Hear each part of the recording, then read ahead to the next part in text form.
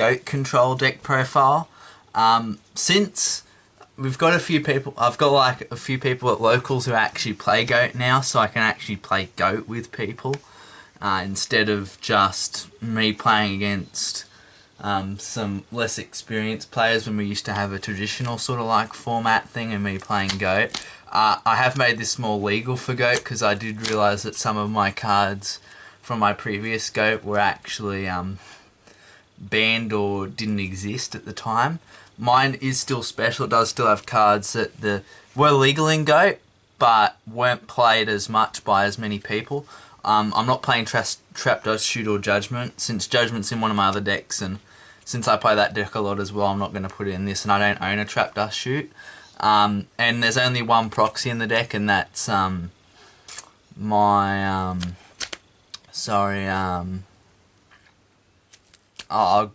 Tribe Infecting, just because I don't own a Tribe Infecting. It's the only card. It's the only major card that I don't own. This is actually a 51 card deck. It's pretty big, but I could take some cards out. But for goat, it isn't as bad to have a bigger deck, especially because sometimes I almost win my games by decking out my opponent, especially if we're in a really big stall game. So sometimes it isn't terrible to just make a bit of a bigger deck.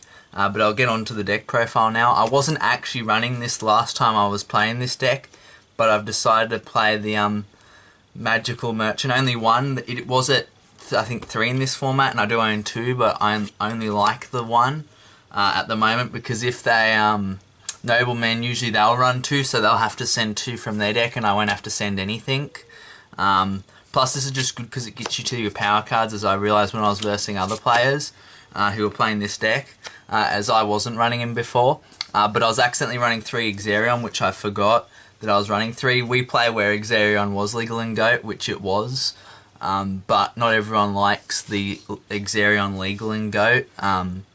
Technically Cyber Dragon was as well, but we don't play by Cyber Dragon was legal in GOAT, just because it's almost like a different format. But yeah, I was playing this because I was playing 3 Exarion, and it is good to play 3, but I prefer playing 2. I just didn't know I was playing 3 in the deck. But this is really good because it gets you to your power cards. And then for the 2 Mystical Elf, I wish both of these were the Duelist Star Saga. I've only got one that's Duelist Saga. But this is really good. It just allows you to get back your spell cards. And in this deck, back in GOAT Control, probably your best cards were probably your spells.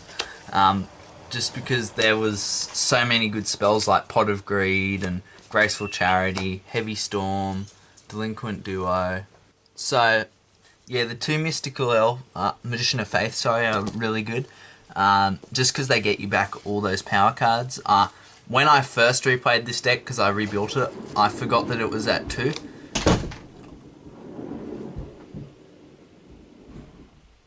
Yeah, I forgot that it was at 2, so I was only playing 1 for the first time. But then I still had 1 in my trade binder, so I just put that in. So yeah, this is just a really good card in the format. One Sinister Serpent. It didn't have its errata then. I've still got one with the errata, but we know what it does anyway without the errata. Eventually I'll try to get a version that doesn't have the errata, even if it's just the common. Just because sometimes it could be confusing if someone's new to the format. But yeah, this is just really good because if they Delinquent Duo you can send this, and it's even better if they pitch it. And it's good for Graceful Charity, and it's good just to reset, because there were certain games where I literally won, and where I would have lost if it wasn't for this card, because they had more advantage over me, but I had this that I could keep on recuperating. When it gets Nobleman though, that's really annoying. The same as when this gets Nobleman. I've had that Nobleman quite a few times, so you sometimes got to bait out the Nobleman. Morphing Jar, I like this just because, especially if your opponent knows that you're going to have this, it's really annoying because they've got to play around it, as in GOAT format it's better to not set all your spell and traps because you got stuff like Heavy Storm in the format. But if they know, like let's say I search this off Sangan and I don't have barely any cards in my hand, and they have heaps of spell and traps in their hand that they want to keep safe, they've got to set heaps of stuff, and then if I draw into something like a Heavy Storm, or I pro set Heavy, I can just nuke their back row, so it makes them play worse. If they know that you have this, it makes them play worse, and it just can give you so much advantage if you're low on advantage, and if you discard Sinister Serpent, that's still really great for Morphing Jar. Not everyone plays it, but I do like the playability of it. So, also we play the Spirit Reaper, just really good. It's good protection, and it is sometimes good to also discard, because in this format there's not really much graveyard effect except for Sinister Serpent. So it's usually good to discard unless you help your opponent make a BLS. But usually it's good to discard, but it's also just great for protection. And it's really hard for them to out this card in this format, especially if you don't attack with it, because they can't sack. They have to use something like their Lightning Vortex, their Torrential summon on another summon, Ring of Destruction, or BLS on it, which is really annoying. It's a really annoying card to deal with, and it is pretty staple. I like my ultra rare one as well. I'm not a rarity whore, but when it comes to this deck, I would like blinging most of it out. Not all of it, because some of it's too expensive. But I do like when it's an older deck to bling it out a little bit. Cyberjar, this was actually legal in the format. Not as many people know that, but it was legal. It's very good and very sacky. This has won me 1 or 2 games in the format.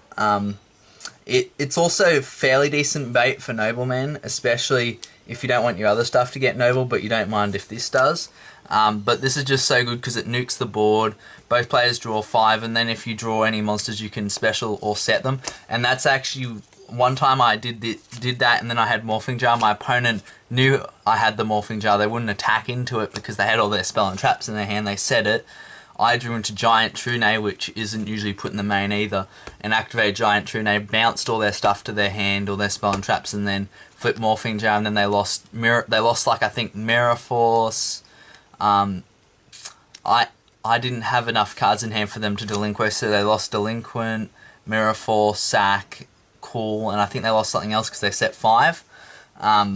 But Cyberjar is just really good and can bring you back from games, since it is one of the only board wipes in the format, since a lot of the board wipes were banned beforehand. Sangen, just really nice, especially if they MST you Call the Haunted and this is engraved. It just allows you to search for pretty much all these cards and a few others as well that I'll be going over, but it allows you just to search for these, and allows you to search for your DD Warriors, your Tsukiyomis, your Tsukiyomis, your DD Warriors, your and other cards as well, but they're the major ones, plus these ones that I've got shown here. We played double Tsukiyomi. The only times I saw this wasn't that great of times because its effect is mandatory, but still is good in theory. But yeah, it just flips stuff. So if you lock yourself with Thousand Eyes and they've locked you, you can lock out of the lock. So yeah, Tsukiyomi, still a good card in the format. Nudori, this has helped me a few times, especially because this isn't widely used in the format. It was legal in the format, just not many people used it. So if they attack if this card is destroyed by battle, you can target one monster on the field, destroy it. So they attack with, let's say they have a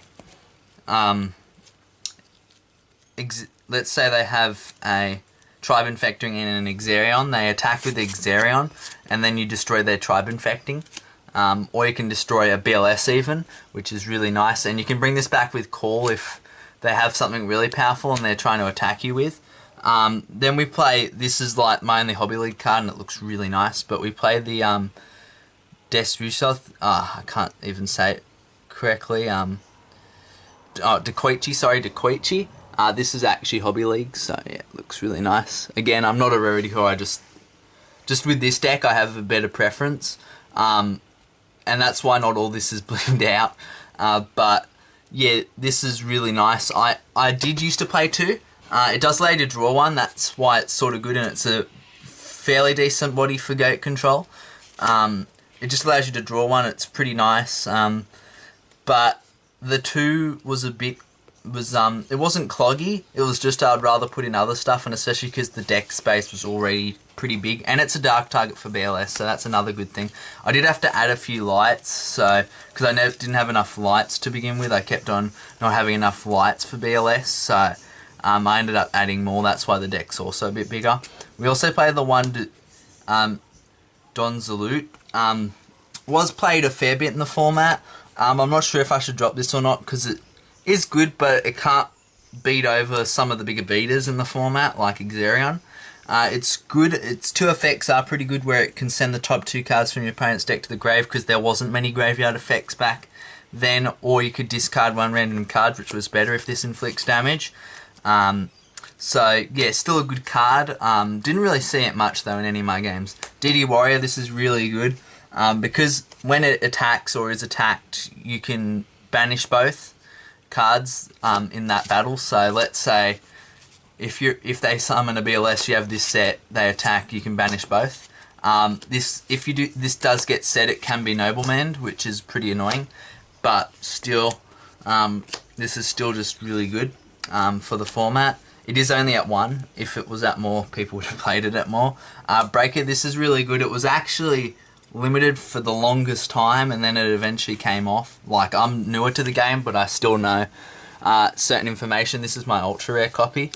But yeah, he destroys a spell or trap, so he's like an MST on body. And if you don't use his MST effect, he's 1900, so he can beat over Exerions, which is really nice for the format. So if you're not afraid of their back row, or if they don't have any, you can beat over. And then if they do set something, they're pretty much going to lose it to the Exerion anyway.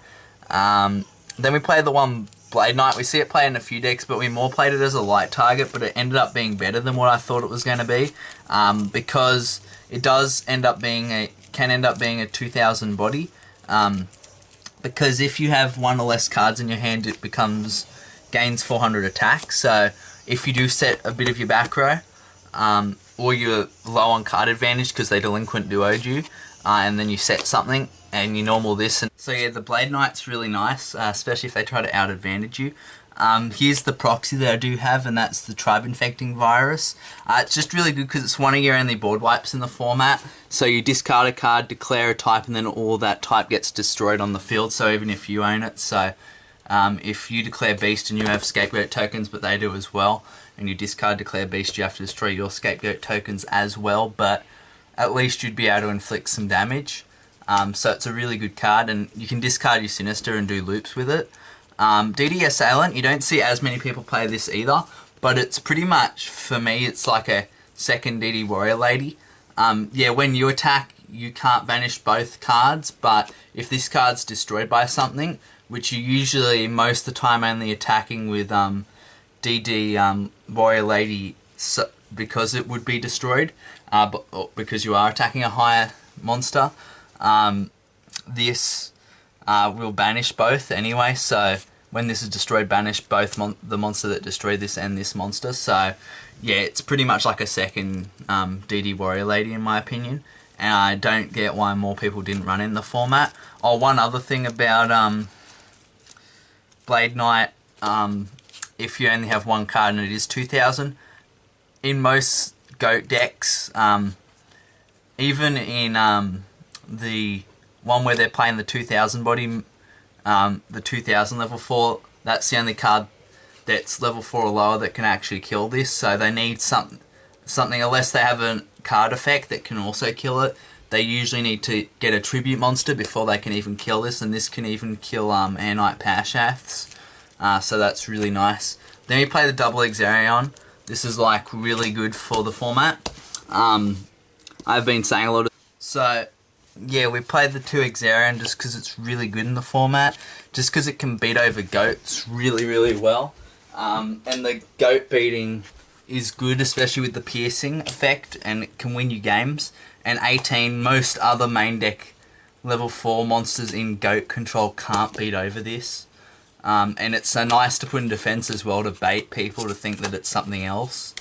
Then we play 2 Air Knight Power Shaft. I'm debating about playing 1 or 2. I bumped it up just because I didn't have enough light targets, because I was playing 1, but this is just so... Like Air Knight Power Shaft, it is 1 tribute though. It is only 100 more, but again, for level 4 or lower, they can't really beat over this.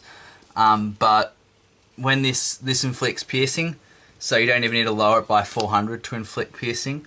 But this inflicts piercing, so against goats it's 19 straight damage, and you get to draw one when this inflicts damage, which is really good for the format, to actually draw it, extra card. Just because it's just really nice to draw one.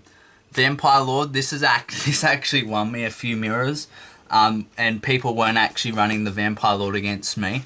But the good thing about the Vampire Lord is they can't really Mirror Force or Sakuretsu. Like, yeah, they can Mirror Force if you have other stuff on board, but this will just come back my next turn.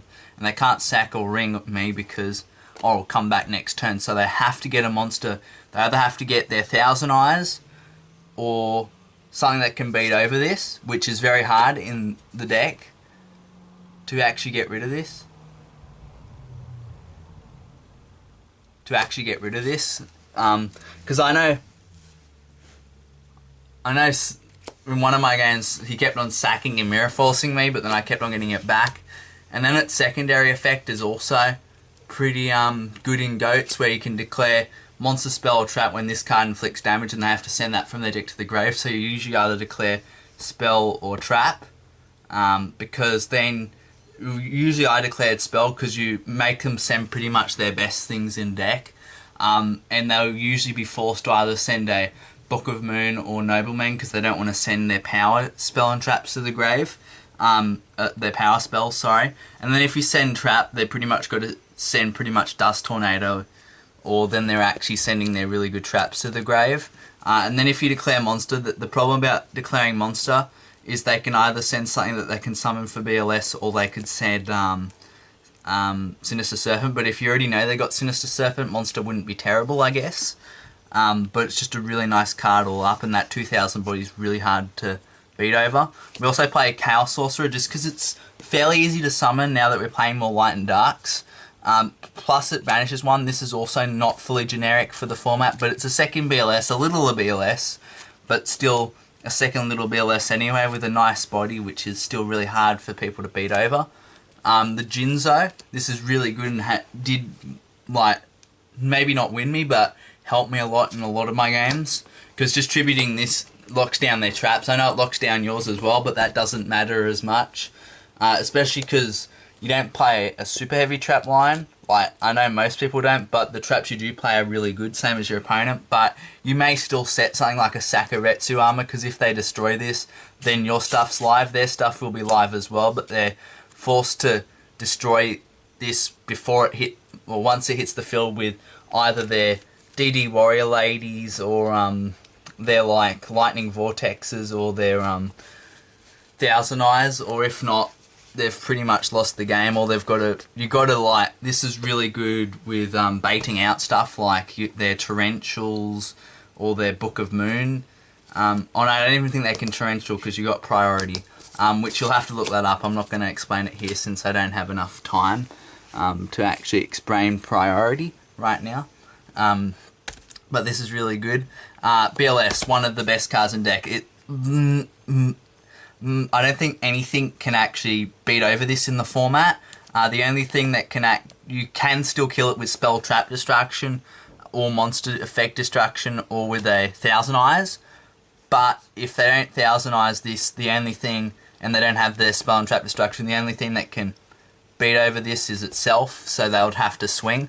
This can also vanish, which is really good, especially if they already have a Thousand Eyes that they've sucked something else of yours. You summon this banish, and then this can attack twice as well, so it can pierce through all those scapegoat tokens, which is really nice. Now for the spells, we have the Power 3. They're called the Power 3 because they were really good and they got banned, and like one of them got, at least one of these got banned the format after, and then the other two got banned later on, and that is the Trinity, the Power 3. So the Trinity is like, they've all gotten banned now, but this is banned a format after Go, and these got banned a little bit later. But usually if you draw one of these in your opening hand, or you draw them before your opponent, you're probably going to win the game, just because they give you so much advantage. This pretty much makes your opponent lose 2 cards, so they lose A lot of advantage. They have to open, so they have to play with 4 cards. This just makes you play with 8 or 7 instead of 6. This just helps you dig in as well, like Pot of Greed. But now for some broken cards that aren't the Trinity. You have your Snatch Steal, your Premature, so this is like the Monster Reborn for the format. Not as good as Monster Reborn, but can be looped. So you pay 800 to special one from your grave. So it's really good. It can bring back a lot of things. It can bring back Jinzo. Can't bring back BLS, I'm pretty sure. But it might be able to if the BLS was properly summoned. This cannot be normal summon or set. This card can only, so yeah, it can't bring back your BLS, but it can bring back most of your other monsters in your grave. It can even bring back your Thousand Eyes. And then Snatch Steal, you can just steal your opponent's stuff, so you can steal their BLS and everything, which is really nice, all their Thousand Eyes. Then we have our Spell and Trap Destruction, which our spell versions of the Spell and Trap. Heavy Storm, this was a crucial card in the format because you had to play around it. You couldn't just set 5 pass because they could just Heavy Storm you. And people would set Heavy Storm and pro set it because people wouldn't think that you'd set. People wouldn't think you had Heavy Storm if you set it because it just seemed like it would be a dumb play. Giant Trune, I did explain how Giant Trune did win me a game, and you can also loop it with Premature. MST is just really good because you can snipe. I wouldn't recommend doing it if you have a back row and they have a back row, because if they play Dust Tornado or MST back, that's called blind MST. We run 3 Scapegoat. A lot of people run 2 to 3. I have the 1 Super as well, which is a magic card from Joey's set. But yeah, this is just from Joe's original structure, sorry. But this is pretty good. It helps you make your Thousand Eyes, and it also just gives you 4 protection. If they have Exarion or Anite, it is a bit annoying though that they still can do damage to you. But it's just a nice protecting thing. And it's now good again as well with Master Rule 4, but you play without Master Rule 4 anyway with Go. So yeah, really good. Don't think I would ever put that down. The 1 Swords, it's an alright card, and it's just good protection for 3 turns. The 2 Noblemen, just because it can really hurt your opponent if they're setting a Magician of Faith hoping to get one of their power cards back, and you just like blow them out with this. And then it can hurt you as well, which is a bit annoying. You play Double Metamorph, it's only own 2, but I think you should really only run 2. 3 is a bit too bricky, but it allows you to make Thousand Eyes. It allows you to see it enough times to make Thousand Eyes, but not... You see it enough times, but not all the time, which it's really nice. It just helps you make your Thousand Eyes and a few other extra deck monsters, but I don't run many. I pretty much just run the Thousand Eyes. 2 Book of Moon to shut off your own Thousand Eyes or opponents, and can just flip down a few other things like Jinzos or annoying sort of cards to deal with. And it can also reset your Magician of Faiths and your Morphing Jars.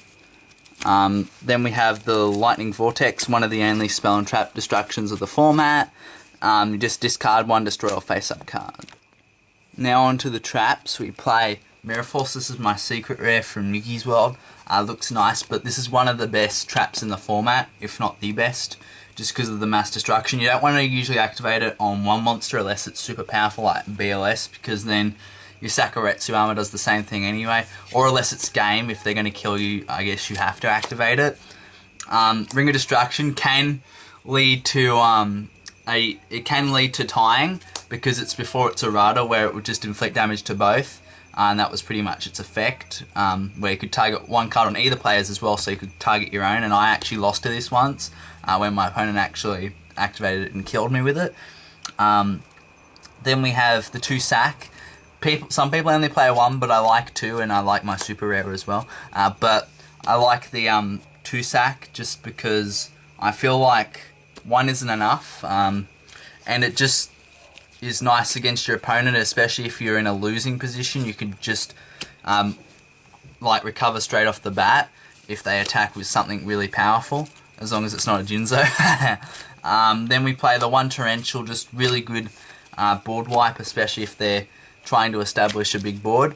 The 1 Bottomless, this was legal in the format. Not many people played it, but I do like it, especially because it can stop BLSs. It can't stop everything in the deck. It can probably only stop half the things against the mirror, but it can still stop the DD Warriors, the Breakers, the Blade Knights, the Tribe Infectings. Unfortunately, priority is a thing, so this card is worse with priority. So if they summon something like Exerion, no, if they summon something like BLS, they can still banish one of your cards, but at least you're getting rid of a really big problem. Then we play the Call for so you can bring back stuff. This can pretty much bring back most things except for the BLS and the Chaos Sorcerer. But it's just really nice. You can even bring back Jinzo with it, and then it can become, then it won't leave the field. And I Giant Trunade this once when I did do it with Jinzo, and then I got it back to my hand. The one Dust Tornado, because you need as much Spell and Trap Destruction as you can. You can play more. I only play the one because I'm playing the Giant Trunade instead of playing all the other stuff, instead of playing the 3 or double Dust Tornado. For the extra, you play 3000 Eyes standard. You got to at least have 2000 Eyes in the extra deck, or you don't play Goats properly. Again, I have a Super 1000 Eyes, which I really like. Got it when it just came back off the ban list, so this took a lot of trades to actually get the Super. The rares I've just gotten over time. I play the one Guiltier. I would play more since the extra deck was infinite, but I don't own a lot of old fusions. And the ones I do own, I don't know where I've put them. Then my tokens, my custom tokens. I love this custom token the most. And then I made a second Obelisk. I did do a giveaway, but I did make a second Obelisk just because it looks so nice, and I just liked the look of it. Yeah. And then for the side deck, which we do have a side, which we haven't sided in yet, and most people in GOAT don't, but it's just there just in case. The one Amazoness Chainmaster, just because you can steal something. I know it's at 1500, but at the cost of 1500, but you can steal something. Goku, the Ghost Destroyer, this can pretty much screw your opponent's Sinister Serpents, and can also hurt Chaos decks because they can't banish, but you still can. So there are Chaos decks still in this format. They're not as popular, but they still do exist. Mine's probably closer to a Chaos deck because I am playing the Chaos Hunt Sorcerer as well, which most variants weren't playing. So this is really nice. Then we played the 2 creature swap. Was playing one in main, but my opponent would usually scapegoat and have 1000 Eyes, and then I would have a scapegoat, but then would just do a bad switch. One Book of Moon, one more Book of Moon just because it comes in a few games. A second Bottomless, and one Anti-Spell because that actually did exist back then. MP cards and games, signing out.